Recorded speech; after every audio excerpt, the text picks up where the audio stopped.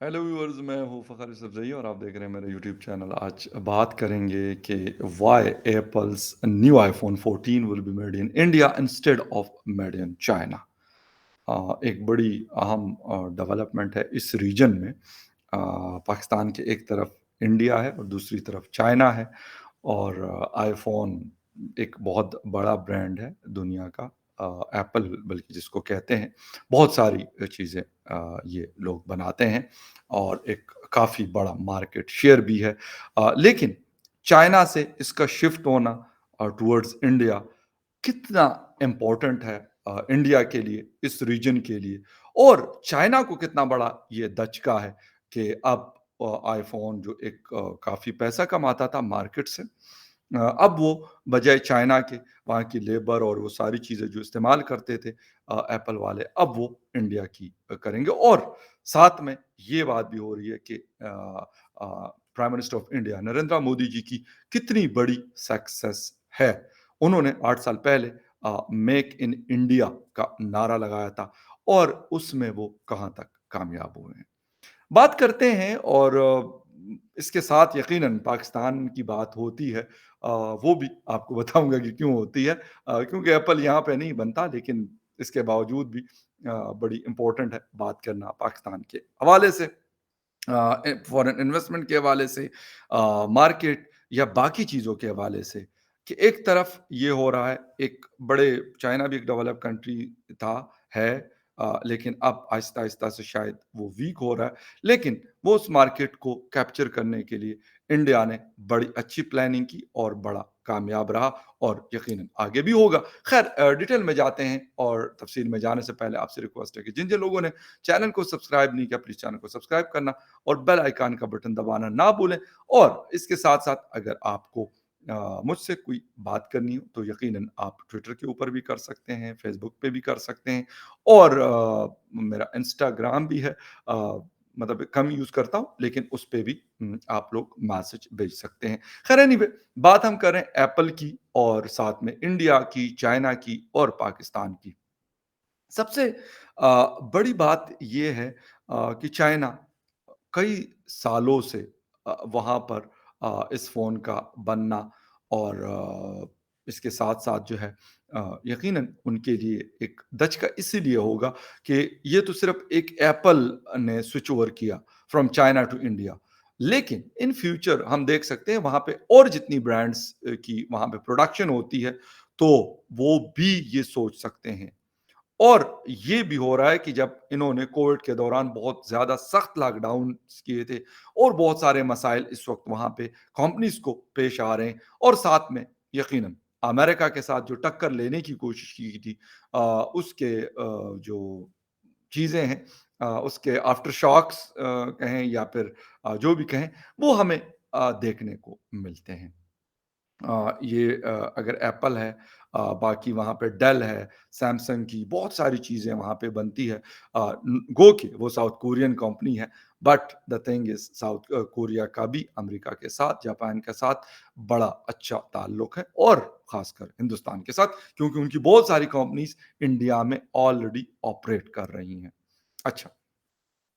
अ, एक तो ख़ैर थोड़ा-सा शायद कुछ लोगों का ये ख़्याल है कि अब इंडिया में फ़ोन बनने की वजह से उसकी कीमत शायद उनको कम मिलेगी, ऐसा नहीं है।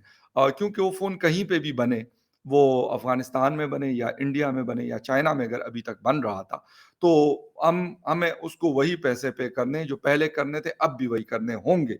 बट एप्पल को फ़ायदा होगा और जो लोग यकीनन हिंदुस्तान को लार्ज उस पे स्केल पे जब हम देखते हैं तो बिल्कुल उनकी मार्केट को फ़ायदा होगा, उनकी इंडस्ट्री को फ़ायदा होगा और एक बड़ा ब्रांड है, उससे यकीनन बाकी जो कंपनीज़ होंगी वो भी आने पर मजबूर होंगी वहाँ पे इन्वेस्ट करने की और अपने अगर प्लांट्स उनके कहीं और लगे हुए हैं तो कहेंगे व्हाई नॉट इन इंडिया। तो ये मतलब जिसे कहते हैं ना कि एक तीर से 2 शिकार, लेकिन मैं कहता हूँ एक तीर से कई शिकार। एक तो मैसेज फॉर द चाइना क्या आपने 3 साल पहले किया? आपके लिए बड़ा ज़बरदस्त किस्म का मैसेज हमने आपको उस वक़्त जवाब दिया। उसके बाद हम अपने काम पे फ़ोकस्ड रहे और आज हम आपकी मार्केट में से ये शेयर हमने उठा के अपने मार्केट में रख दिया। एक तो ये गया। The second thing is US का मैसेज। कि यार आप अगर ऐसा करोगे तो हम आपको बता सकते हैं और आपको सिर्फ़ डराएँगे नहीं, आपके खिलाफ वो चीज़ करेंगे। एक दूसरी चीज़ ये हो गई। The third one is Taiwan. Taiwan के साथ भी क्योंकि अमेरिका कहता है कि हम साथ खड़े हैं, तो लाज़मी-सी बात है कि वो भी एक बहुत बड़ा फैक्टर है। और एक चीज़ यहाँ पे थोड़ी-सी आपको बताता चलूँ कि मतलब जो ताइवान है इससे पहले भी वो उनका एक प्लांट इंडिया में मौजूद है, जो पुराने जो इनके पहले वाले मॉडल्स हैं, वो बना रहा है वहाँ पर। बट ये अब आईफ़ोन ने जो उनका लेटेस्ट मॉडल का फ़ोन है जो अभी शायद ही कुछ जगहों पे रिलीज़ हुआ है कुछ कंट्रीज़ में, बाकी अवेलेबल नहीं है और एक बहुत महँगा फ़ोन है।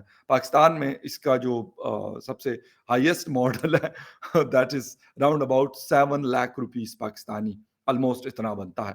जो कम प्राइस वाला फ़ोन है that is in 3 lakh rupees. तो आप खुद सोचें कि मतलब कैसा फ़ोन, फ़ोन जैसा भी होगा हम तो मतलब पुराने वाले आईफ़ोन यूज़र्स हैं।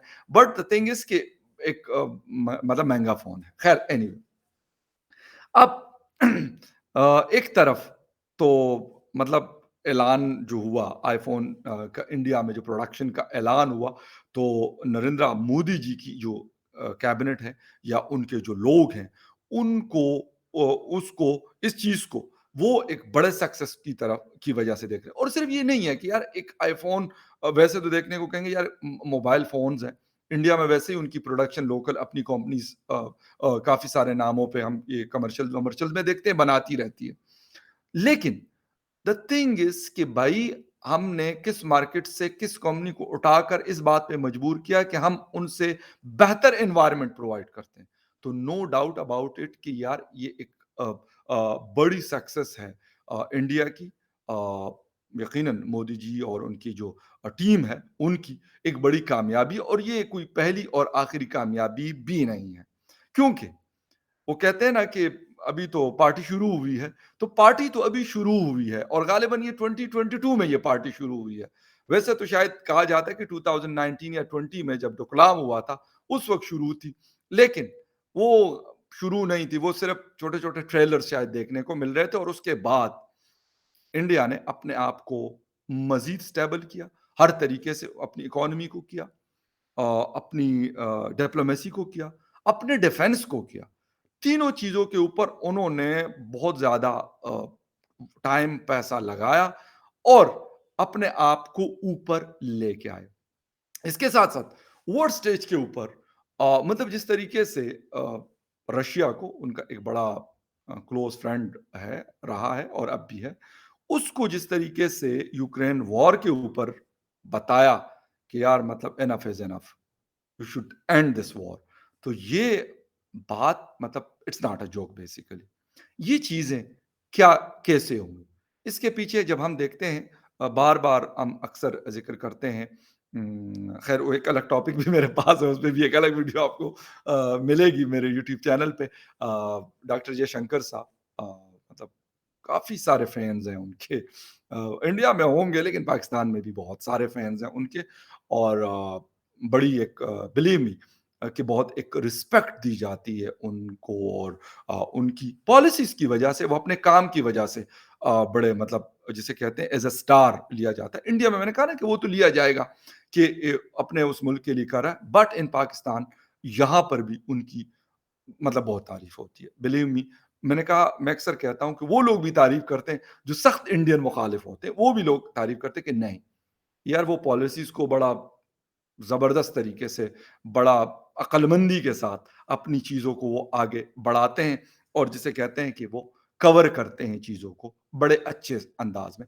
तो यकीनन इसके पीछे इन सारे लोगों का एक बहुत बड़ी मेहनत है और बिल्कुल एक बात है कि मतलब I will say congratulation to India और बाद में अभी आता हूँ पाकिस्तान की तरफ मतलब यूनाइटेड नेशन के ऊपर मैंने आपको बताया कि डॉक्टर जयशंकर साहब के हवाले से मैं आपके साथ एक अलग से बात करूँगा क्योंकि एक अलग बिल्कुल सेपरेट टॉपिक है फॉरेन अफेयर्स का, तो उस पे एक अलग बात करेंगे। बट जब हम देखते हैं इस वक़्त पाकिस्तान को, तो हम कहीं और जा रहे हैं।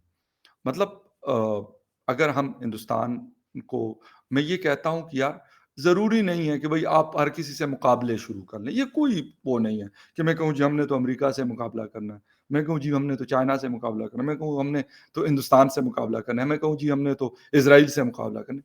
नो, ये नहीं। बट मुकाबला करने की ज़रूरत नहीं है, लेकिन अपनी चीज़ों को बेहतर करने की बहरहाल बहुत ज़रूरत है। जो अनफॉर्च्यूनेटली हम जो टाइम हमने मैं कहूँगा ज़ाया किया या जो गुज़रा, बहुत सारी चीज़ों में हम इधर-उधर की बातों में लगे रहे और शायद वो चीज़ें करते रहे जिसका वक़्ती तौर पे फ़ायदा हुआ होगा। मेबी वक़्ती तौर पे हुआ होगा। कितना होगा? लेकिन लॉन्ग टर्म पे उसने हमें नुकसान दिया। वो इंडिया के साथ हमारे प्रॉब्लम्स हो या अफ़गानिस्तान का इश्यू हो या अमेरिका के साथ ताल्लुकात हो।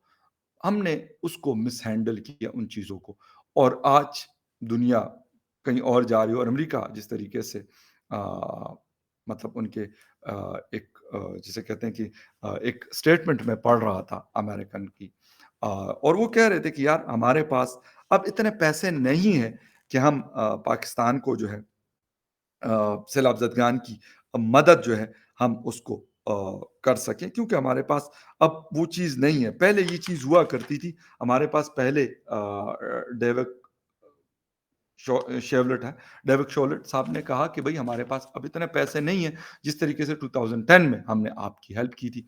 तो हम इन हेल्प्स के पीछे फिर रहे हैं। मैं ये नहीं कहता एक बड़ा बहुत बड़ा फ्लड आया, इसमें भी कोई शक नहीं है। बट दुनिया अपने हिसाब से चलती है, दुनिया अपने हिसाब से हेल्प करती है।